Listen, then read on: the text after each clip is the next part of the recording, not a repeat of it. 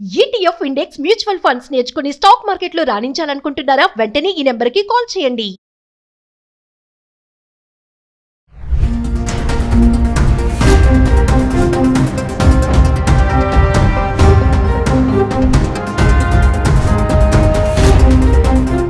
నమస్తే, welcome back to Suman T. ప్రస్తుతం మనతో పాటు ఉన్నారు అనలిస్ట్ మందడి కృష్ణారెడ్డి గారు.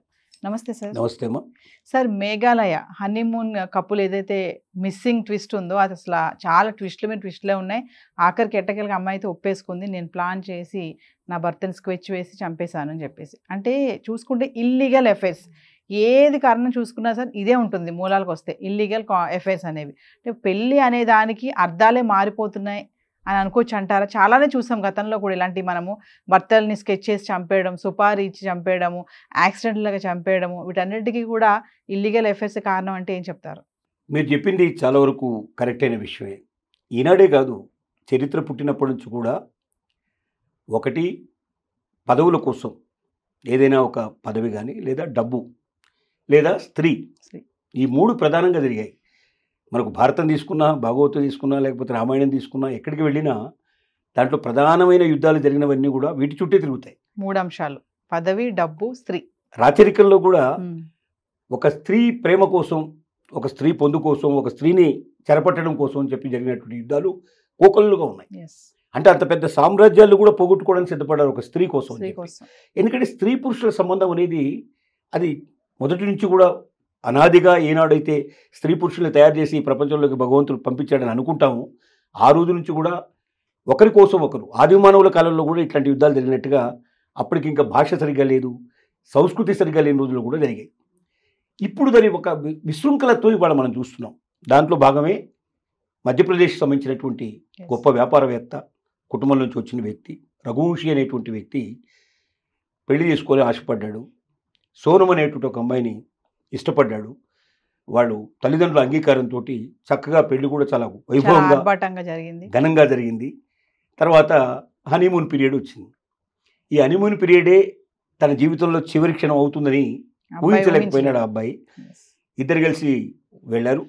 ముఖ్యంగా వాళ్ళు మేఘాలయకి వెళ్ళాలనుకున్నారు. మేఘాలయ చిన్న స్టేటు, కానీ చాలా అందమైన స్టేటు, ఎక్కువ కొండ ప్రాంతం ఉంటుంది, ప్రకృతికి బాగా విభూసినట్టుగా ఉంటుంది.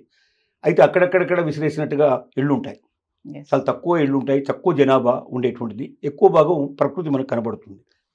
అక్కడికి వెళ్ళిన వాళ్ళు మరి షిల్లాంగ్ వెళ్ళారు. మొట్టమొదట షిల్లాంగ్ లోపల వాళ్ళు ఒక హోటల్లో బస చేశారు. బస చేసిన తర్వాత వెంటనే నెక్స్ట్ డేనే బయలుదేరి వాళ్ళు ఒక బైక్ అద్దెకి తీసుకొని ఆ బైక్ మీద భార్యాభర్తలు ఇద్దరు కూడా వాళ్ళు ప్రయాణం చేయడం మొదలుపెట్టారు. కొండ ప్రాంతాల్లోకి వెళ్ళడం జరిగింది. కొండ ప్రాంతంలో వెళ్ళారు. అక్కడ గైడ్స్ను మార్చుకుంటూ వెళ్ళారు. గైడ్స్ను ముందే మాట్లాడుకుని గైడ్స్ను పెట్టుకుంటూ వెళ్ళారు. కానీ ఒక గైడ్, లాస్ట్ గైడుని వద్దు అని చెప్పి ఆ అమ్మాయి తిరస్కరించింది. ఆ గైడ్ని క్యాన్సిల్ చేయడం జరిగింది. ఆ గైడ్ ఎందుకు క్యాన్సిల్ చేశాడో తెలియని పరిస్థితిలో ఆ గైడ్ అద్భుతం చేశాడు. అసలు నన్ను వద్దంటున్నారు ఎందుకు అనేది, చివరికి అతను వెళ్ళాలి. యాక్చువల్గా ఆ యాత్రలో అక్కడ వాళ్ళు చూడాల్సిన ప్రదేశాలు వివరించడానికి అతను వెంట ఉండాలి. కానీ అతన్ని వద్దని చెప్పినప్పుడు అతను గమనించడం జరిగింది. ఇది అయిపోయిన తర్వాత ఏం జరిగింది, సడన్గా వాళ్ళిద్దరూ కనిపించకుండా పోయినారు. 10-12 రోజుల పాటు వాళ్ళ కోసం వెతికారు. మొత్తం ఇక్కడ నుంచి మధ్యప్రదేశ్కి ఎక్కడ ముఖ్యమంత్రిని గెలిచారు. అంత ఇన్ఫ్లుయెన్స్ ఉన్న ఫ్యామిలీ అది. దేశవ్యాప్తంగా కొంచెం రచ్చన నడిచింది. మేఘాలయ ముఖ్యమంత్రికి ఫోన్ చేశారు. అక్కడ నుంచి మేఘాలయ డీజీపీఏ స్వయంగా జోక్యం చేసుకొని తన ముఖ్యమైన వ్యక్తులందరినీ కూడా దాంట్లో పంపించాడు. ఒక పెద్ద బ్యాచ్ను పంపించారు. వాళ్ళు బృందాలుగా వెళ్ళిపోయి వెతికారు. వెతికిన తర్వాత ఒక జలపాతం కింద అడుగున ఒక శవం పడింది. అది చాలా అప్పటికే కులిపోయిన పరిస్థితిలో ఉంది. శవాన్ని చూశారు, గుర్తించారు. శవం మెడలో ఒక గొలుసు కూడా అట్లాగే ఉంది. తర్వాత అంటే బంగారు వస్తువులు కూడా, అంటే ఏదైనా డబ్బు కోసం జరిగేటువంటి హత్య అయితే శరీరం మీద ఉండేవన్నీ ఊడ్చుకెళ్ళిపోతారు. సహజంగా జరిగేటువంటి విషయం. ఏ చిన్న దొరికినా వదిలిపెట్టకుండా తీసుకెళ్ళిపోతారు. అంటే బంగారు వస్తువు కూడా ఇంకా శరీరం మీద ఉంది అంటే దాని అర్థం ఏంటి, వచ్చిన వాళ్ళు అతన్ని డబ్బు కోసమో లేకపోతే ధనం కోసమో హత్య చేసినట్టు వాళ్ళు కారు అనే విషయం అర్థమైంది. హత్య చేసినట్టుగా స్పష్టంగా కనబడుతోంది. పొడి చేసినట్టుగా కత్తి కూడా దూరంలోనే దొరికింది వాస్తవంగా. అలాగే వాళ్ళ ఫోన్ కూడా అక్కడే దగ్గరలో దొరికింది. ఈ సోనం సంబంధించిన ఫోన్ కూడా కొంత దూరం పోయిన తర్వాత ఫోన్ కూడా దొరికింది. అంటే సోనంని ఎత్తుకెళ్ళిపోయి ఉంటారు. బహుశా హ్యూమన్ ట్రాఫికింగ్ చేసేటువంటి వాళ్ళు ఉన్నారు. వీళ్ళని ఎత్తుకుపోయి బహుశా అమ్మాయిని ఎక్కడికో దుబాయ్కో ఎక్కడికో అమ్మేసి ఉంటారు అని భావించేటట్టుగా అక్కడ అన్ని ఆనవాళ్ళు అయ్యేటట్టుగా వచ్చి తీసుకొచ్చారు. సరే, తర్వాత అమ్మాయి ఏమైందని అమ్మాయి తల్లిదండ్రులు అక్కడి నుంచి బయలుదేరి వాళ్ళు వచ్చేసేసి మా అమ్మాయి చాలా అమాయకురాలు, మా అమ్మాయికి ఏమైంది, మా అమ్మాయిని వెంటనే వెతికి పెట్టాడని చెప్పి వాళ్ళు ఒత్తిడి చేయడం మొదలుపెట్టారు. చివరికి అందరూ బ్యాక్ దిగో ప్రయత్నం చేసిన తర్వాత సోనంను పట్టుకున్నారు. సోనంనే కాకుండా సోనంతో పాటు మరొక నలుగురిని కూడా పట్టుకోవడం జరిగింది. ఎంక్వైరీ చేస్తే బయటపడ్డ విషయం ఏమిటంటే ఆ నలుగురిలో ఒకడు తన ప్రియుడు, బాయ్ ఫ్రెండ్. ఆ ప్రియుడు కోసమని, ఆ ప్రియుడితో శాశ్వతంగా ఉండాలనే ఉద్దేశంతో, భర్తను వదిలించుకోవాలనే ఉద్దేశంతో ఎవరో చంపేసి తను ఎత్తుకుపోయినట్టుగా చివరికి ఎక్కడో వదిలేశారని చెప్పడానికి, ఒక కట్టుకథని అల్లడానికి దాన్ని చేసుకొని క్రియేట్ చేసుకొని తర్వాత మరి భర్త ఆస్తి కూడా తనకే వస్తుంది. ఎలాగైనా భర్త మ్యారేజ్ అయిన తర్వాత ఒకరోజు గడిపారా, వారం రోజులు గడిపారనే ప్రశ్న కాదు కదా. వివాహం జరిగిన తర్వాత భార్యాభర్తలు ఆటోమేటిక్గా అవుతారు. భర్తకు సంబంధించిన ఆస్తుల మీద భార్యకి ఎలాగైనా రైట్స్ వస్తాయి. కాబట్టి ఒక పెద్ద ధనవంతురాలుగా, అంటే డబ్బంతా ఆస్తికంతా కూడా తను ఆస్తికి వారసురాలు అయిపోయి తన ప్రియుడితో ఆనందంగా గడపవచ్చు అనేట్టు భావన చేసి ఉండొచ్చు. ఇది ఈ మధ్య ఒక్కటి కాదు, చాలా ఇలాంటివి మనం ఎన్నో చూస్తూ ఉన్నాం. ఈ క్రూయాలిటీ అనేది బాగా పెరిగిపోతాం. నేను అంటుంది ఏంటంటే తల్లిదండ్రులు చేసే పెద్ద మిస్టేక్ ఇదే. ఒకరిని ప్రేమించాలని స్పష్టంగా తెలిసిన తర్వాత వాడితో వివాహం చేయకపోయినా ఇంకొక వివాహం చేయడం అనేది చాలా తప్పు. ఎందుకంటే ఇప్పుడు ఆ ప్రేమించిన వాడిని మర్చిపోవడం అనేది అంత సులభమైన విషయం కాదు.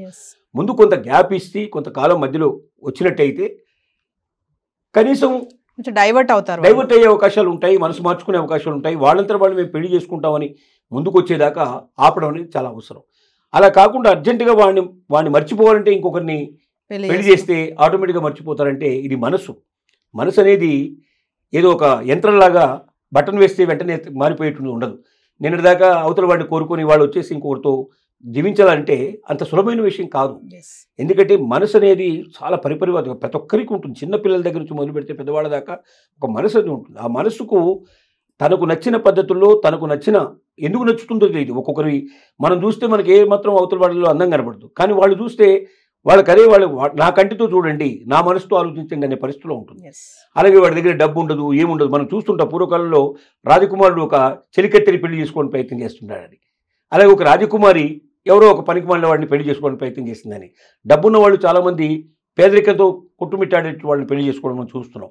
ఎవరి మీద ఎప్పుడు మనసు పుడుతుందో ఎవరికి తెలియదు. ఇలాంటి పరిస్థితుల్లో ఒక అమూల్యమైన జీవితాన్ని నాశనం చేసే పద్ధతిలో కాకుండా క్రూరంగా ఇంకొకరిని బలిచ్చినట్టు అవుతుంది. అంటే నీ బిడ్డను రక్షించుకోవడానికి, నీ బిడ్డ రేపు పొద్దున భవిష్యత్తులో బాగుండాలనే కోరికతో ఏం చేస్తున్నావు అంటే ఇంకొక వ్యక్తికి ఇచ్చి పెళ్లి చేసి అతను గొంతు కోస్తున్నావు. ఒక రకంగా ఆ పెళ్ళే మాయ. ఎందుకంటే రేపటి నుంచి వాళ్ళిద్దరూ సుఖంగా ఉండరు. వాళ్ళిద్దరు శారీరకమైన సంబంధాలు గొప్పగా ఉండవు, మానసికమైన సంబంధాలు గొప్పగా ఉండవు, ఆ సంసారం గొప్పగా ఉండదు. డెఫినెట్గా అది ఒక రకమైన పగిలిపోయిన అద్దం లాంటిది. దాన్ని అతికించడం అనేది సాధ్యమయ్యే పని కాదు. అంటే సార్ తల్లిదండ్రులు అక్కడికి ప్రేమిస్తుందని తెలిసి కూడా సరే పెళ్లి చేసి పంపించేద్దాం అనే ఆలోచనతో ఉంటారంటారా? తర్వాత ఏమైపోయినా మనకు అనవసరం అంటే అనవసరం అని కాదు. ఏమనుకుంటారంటే వాడు పనికిమాలిన విధవ, వాడితో పెళ్లి చేస్తే జీవితంలో ఎప్పుడు బాగుపడదు, సంతోషంగా ఉండలేదు, కొన్నాళ్ళైన తర్వాత వాడు కాంక్ష తెచ్చుకొని బయటికి వెళ్ళిపోతాడు, లేకపోతే ఏమైనా వాడుకుంటాడు అనేట్టు భావంతో ఉంటారు తప్ప వీడికి పెళ్లి చేస్తే వీడి దగ్గర బాగా డబ్బు ఉంది, వీడి దగ్గర ఇన్ఫ్లుయెన్స్ ఉంది, గొప్పగా బతుకుతుంది, సుఖంగా బతుకుతుందని ఆలోచన చేస్తారు తప్ప మనసు అనేది ఒకటి ప్రధానంగా ఉంటుందనేటువంటి భావనకు వీళ్ళు రారు. కారణం ఏంటంటే వీళ్ళ పెళ్లిళ్ళని మొదట పూర్వకాలంలో జరిగిన పెళ్లిళ్ళన్నీ ఎక్కువగా తల్లిదండ్రులు చూసినటువంటి పెళ్లిళ్ళే తప్ప ప్రేమ వివాహాలు కావు.